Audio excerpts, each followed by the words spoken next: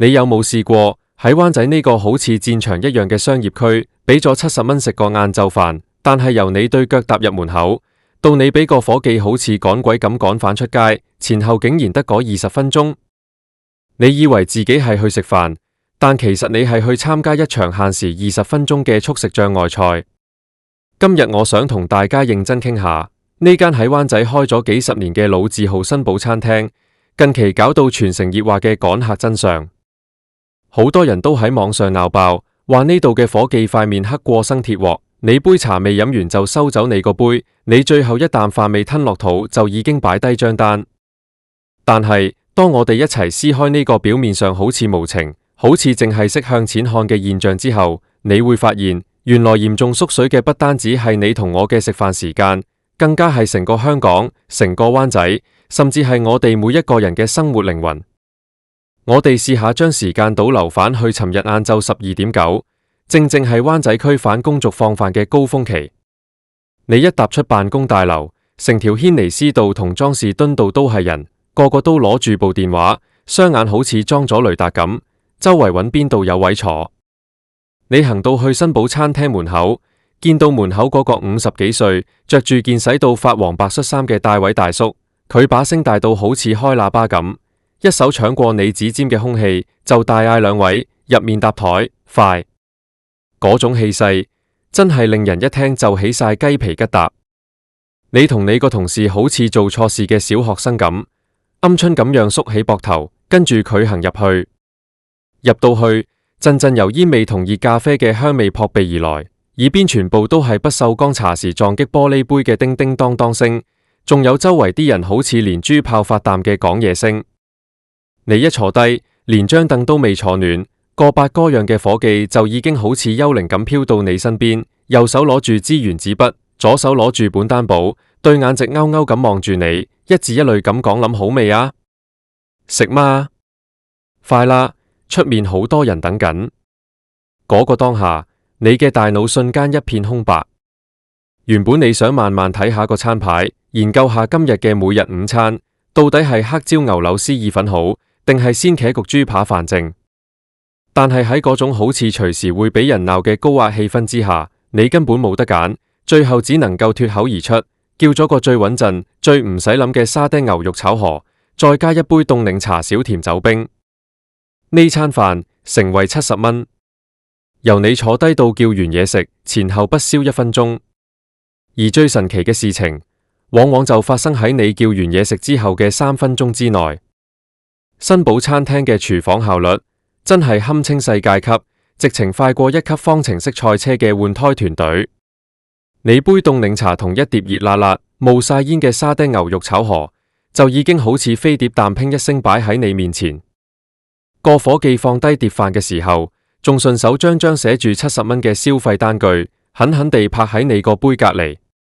嗰張單就好似一個計時炸彈嘅倒數計時器，提醒你嘅25分鐘用餐時間而家正式開始倒數。你望住碟飯，再望住對面同你搭台素未謀面嘅陌生人，大家都好似心照不宣咁，一句嘢都唔講，低埋頭，好似報稅紙機咁，瘋狂將啲嘢食塞入口。喺呢度食飯唔係一種享受，而係一種純粹嘅生物本能補充，甚至可以話係一種勞動。你一啖，我一啖，兩個人嘅筷子喺碟邊交錯，空氣中只有窸窸窣窣嘅咀嚼聲同吞咽聲。你根本冇時間去品嘗個沙爹醬到底夠唔夠香，亦都冇時間去感受條河粉到底滑唔滑。你唯一嘅目標就係要喺最短嘅時間內將呢碟嘢食消滅。當你食到大約第7、8成飽，手上嘅筷子慢咗2秒鐘，想伸手攞張紙巾抹抹嘴嘅時候，危機就來臨啦。個伙計會用一種好似獵鷹發現獵物嘅眼神望住你，然後以迅雷不及掩耳嘅速度伸出一隻戴着膠手套嘅手，指尖一捏就將你個已經吉咗一半嘅碟拿走，同時用一條濕漉漉、陣味有啲難聞嘅抹布喺你面前嘅台面狠狠地抹咗2下。佢雖然冇開口講你走啦，但係佢嘅每一個動作、每一個眼神都在傳遞緊一個訊息：你食完啦，錢又俾咗，唔該你嗱臨起身份位俾第二個。好多人遇到呢種情況都會覺得好無名火起。心諗我俾咗70蚊嚟食個晏晝飯，雖然唔係咩法國大餐，但都叫做係血汗錢啊，點解要受你呢種氣？點解我要好似食殘廢餐咁，俾人趕狗咁趕？於是乎，網上就出現咗無數嘅一星負評，啲人係咁踩新寶餐廳態度極之惡劣，係灣仔之恥，係典型嘅無良老店。但係如果我哋淨係企喺一個消費者嘅角度去鬧，去指責班伙計，其實我哋好容易就會忽視咗成個香港餐飲業背後最真實、最殘酷，亦都最令人無奈嘅經濟真相。我哋不如一齊嚟同新寶餐廳算一算呢筆賬。新寶餐廳喺灣仔呢個寸金尺土嘅地方開咗足足30幾年，由上個世紀80年代末經歷過97金融風暴、2003年嘅沙士、2008年嘅海嘯，再走到今日2026年，30幾年來，成個灣仔區嘅租金升咗幾多倍？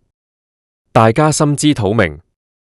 一間佔地大概1000尺嘅老式茶餐廳喺灣仔嘅一線地段，每個月嘅租金分分鐘要10幾20萬港幣。除咗租金，仲有水費、電費、煤氣費，最攞命嘅係人工。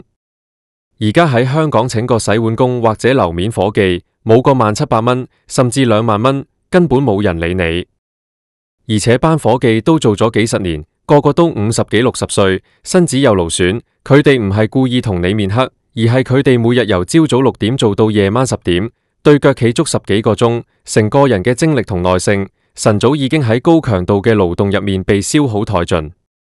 好啦，我哋再睇下個午市。茶餐廳最賺錢，亦都係唯一可以維持生計嘅黃金時間，就係中午12點到2點呢短短2個鐘頭。喺呢2個鐘頭入面，如果新寶餐廳想維持生計，交得起租，出得起糧，賺得到少少微薄嘅利潤，佢哋唯一可以做嘅就係瘋狂提高個翻台率。乜嘢叫翻台率？即係一張台喺2個鐘頭內可以做幾多輪生意。我哋用最簡單嘅數學嚟計，假設一間鋪頭有50個座位，每人平均消費70蚊。如果每個人好似以前咁舒舒服服、斯斯文文咁坐足1個鐘頭，一餐飯慢慢食，食完仲要飲杯茶、吹下水、睇下報紙，咁樣一班午市2個鐘頭，一間鋪最多就只能夠做2輪生意，總收入就係50個位乘以2，等於100人次，再乘以70蚊，即係7000蚊。2個鐘頭先執得7000蚊，扣除食材成本、人工、水電，再除埋每日份額嘅高昂租金，呢個數根本係蝕到入肉，連交租都未夠。但係如果將每位客人嘅用餐時間由60分鐘極端地壓縮到20分鐘呢？20分鐘一輪，2個鐘頭就可以做足6輪生意。50個座位乘以6就變成300人次，300人次再乘以70蚊，總收入瞬間就由7000蚊暴升到21000蚊。呢個就係20分鐘趕客真相嘅底牌。對於新寶餐廳呢類獨立老店來講，呢20分鐘唔係佢哋貪心想賺到盡嘅手段，而係佢哋喺呢個高租金、高成本嘅夾縫入面，唯一可以活落去嘅盲腸生存法則。佢哋如果對你溫柔，對你體貼，俾你慢慢坐、慢慢飲，佢哋下個月可能就開唔落去，成間鋪幾十個老伙計就會一齊失業。所以，當你明白咗呢個市場嘅殘酷邏輯之後，你就會發現，我哋同新寶餐廳嘅班伙計，其實都係同一個地獄遊戲入面嘅玩家，大家都在被一隻叫成本同效率嘅無形大手死死地捏住條頸。我哋轉過頭嚟睇下我哋呢班喺灣仔返工嘅打工仔，好多人每日朝9晚6，甚至朝9晚9，表面上着得身光頸靚，行入中環、灣仔嘅甲級寫字樓，每個月拿住2、3萬，甚至4、5萬嘅人工，好似好風光。但係實際上呢，我哋嘅時間每日都在面臨極度嚴重嘅縮水。就攞食晏晝飯呢1個鐘頭來講，名義上公司俾你1個鐘頭放 lunch， 由1點鐘到2點鐘，但係你實際嘅體驗係點樣嘅呢？1點鐘鐘聲一響，你嗱臨執埋手頭上嘅工作，等電梯落樓。灣仔啲寫字樓返工放工時間部電梯好似全世界最慢咁，每一層都停，你光係等電梯行出大廈門口就已經耗費咗700分鐘。跟住你行到去街上，望住黑壓壓嘅人潮，你想食好少少，去食個日本拉麵或者西餐，門口條人龍長到好似排隊買演唱會飛咁，起碼要等15至20分鐘。你心知肚明，如果排隊排得來，根本唔夠時間食，唯有退而求其次，去新寶餐廳呢類上菜最快嘅茶餐廳。好啦，去到餐廳門口又要排幾分鐘隊。當你終於坐低，點完餐，嘢食嚟到，時間已經去到1點20分。跟住喺伙計嘅靈魂凝視之下，你用咗20分鐘好似打仗咁將碟飯吞落肚，食完走人，時間係1點40分。你行返去大廈門口，去便利店買杯咖啡，再等電梯返到上辦公室，啱啱好2點鐘。你發現冇？喺呢個所謂1個鐘頭嘅放lunch時間入面，你真正可以坐低放鬆，將注意力集中喺嘢食上面嘅時間，真係得嗰短短嘅20分鐘。你嘅1個鐘頭有2/3嘅時間係被浪費喺無謂嘅等待、排隊同埋同人哋擠擁之中。而最慘嘅係呢種時間縮水嘅現象，並唔係淨係發生喺食飯嗰度，我哋嘅居住空間都在嚴重縮水。30年前，一個香港普通家庭幾百尺嘅單位可以住一家4口，有大廳有大房，仲可以擺到張大飯台。今日你用同樣嘅價錢，甚至翻咗幾倍嘅價錢，買到或者租到嘅只係一個200幾尺，甚至100幾尺嘅納米樓。你一開大門就係床，床隔籬就係個開放式條形廚房，你想擺張像樣少少嘅餐台都係一種奢望。你喺公司受完一日氣，返到屋企，成個人蜷縮喺一個好似火柴盒咁嘅空間入面，你想好好喘一啖氣，都覺得空氣唔夠。我哋嘅社交生活，我哋嘅精神世界，一樣都在縮水。以前啲人放工會同3、5知己去大排檔飲支藍莓，食個小炒，吹下水，講下老闆壞話，一坐就係一成晚，嗰種快樂係真摯而飽滿嘅。而家大家放工都已經出到乾晒，成個人好似被吸乾嘅海綿。就算約出嚟食飯，大家眼角都望住個鐘，心裏面計算緊一陣間仲要返屋企覆老闆嘅 WhatsApp， 或者諗緊聽朝一早又要開會。每個人嘅耐性都變得好低，講嘢要快，睇片要開2倍速，睇文章要睇懶人包。我哋已經失去咗慢落嚟嘅能力。新寶餐廳嘅呢個20分鐘午餐，其實就係成個香港社會病態高效率嘅縮影。香港人一向都以效率高、靈活變通為傲。我哋以前覺得快係優勢，快係實力，但係當呢種快被推到去極致，極端到連你食一啖飯、飲一口茶嘅權利都要被剝奪嘅時候，我哋係咪應該要停一停，諗一諗呢種所謂嘅高效率到底為我哋帶來咗啲乜嘢？又或者，它到底背後奪走咗我哋啲乜嘢？你俾咗70蚊，你買到嘅唔再係一份食物加一份舒適嘅用餐體驗，你買到嘅只係一張快速通行證，俾你在最短時間內填飽個肚，然後好似一具冇靈魂嘅喪屍咁，繼續返去為呢個城市嘅經濟齒輪提供動力。而餐廳老闆交咗10幾萬租，佢得到嘅亦都唔係開一間鋪、服務街坊、建立人情味嘅滿足感，佢得到嘅只係一場永無止境嘅數字遊戲。每日一張開眼，就要諗點樣可以喺2個鐘頭內趕走更多嘅人，去填補嗰個永遠都填唔飽嘅租金黑洞。喺呢個過程入面，消費者唔開心，覺得俾人刻薄；伙計唔開心，做到身心俱疲、面目可憎；老闆都唔開心，因為每日都活在倒閉嘅邊緣。咁到底邊個先係最後嘅贏家？行喺灣仔嘅街頭，望着新寶餐廳門口那塊因為年代久遠而顯得有些褪色嘅招牌，我心裏面其實充滿咗一種無言嘅悲哀。我知道，無論網上有幾多負評，無論大家點樣投訴，呢種20分鐘嘅速食文化喺短時間之內都唔會改變，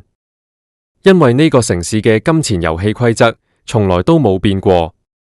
如果有一日連新寶餐廳呢類老字號都頂唔順，執埋笠，換來嘅絕對唔會係一間可以俾你慢慢坐、充滿溫情嘅咖啡廳，而只會係一間間冷冰冰、格式化，甚至全自動化無人操作嘅大型連鎖快餐店。到時你連同個伙計單眼、駁嘴，感受那份粗魯中帶點地道人情味嘅機會，都會徹底消失。所以下次當你又去到灣仔，又坐喺新寶餐廳張狹窄嘅台凳上面，面對個伙計對你黑面，急急腳想收走你碟飯嘅時候，或者我哋可以試下換個心情，唔好急住怒，亦唔好覺得自己受咗天大嘅委屈。你可以嘗試用一種溫和但堅定嘅眼神望住佢，好有禮貌咁講一句唔該，我想慢慢吞埋呢一啖，辛苦晒你。嗰個瞬間，或者你會發現個伙計原本繃緊，好似僵硬咗嘅面部肌肉，會有一絲微弱嘅鬆動。因為喺呢個每個人嘅時間、空間、尊嚴都在嚴重縮水嘅瘋狂世界入面，唯有一點點彼此之間嘅體諒同善意，先可以幫我哋喺呢個20分鐘嘅窒息夾縫入面，偷返少少真正屬於人、屬於生活嘅溫度。你今日食咗飯未？你嘅食飯時間今日又縮水咗幾多分鐘呢？